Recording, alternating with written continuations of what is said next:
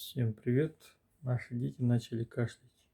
Старшему скоро исполнится 3, а младшему 4 месяца скоро исполнится. В общем, если честно, причина такая у нас была. Наша спальня, где мы все четвером, папа, мама и 2 детей, мы спим в спальне, а в спальне окно выходит на север. То есть туда не поступает солнечный свет.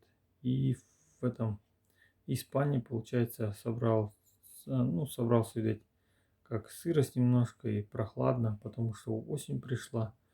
На улице ночью +7, а днем +20. Из-за этого в доме стало холодно. У нас частный дом. Как мы это решили? Я на ночь просто включал конвектор на +24.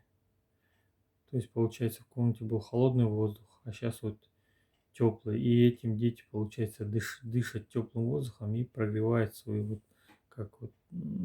где нос, где рот, и теплый воздух попадает.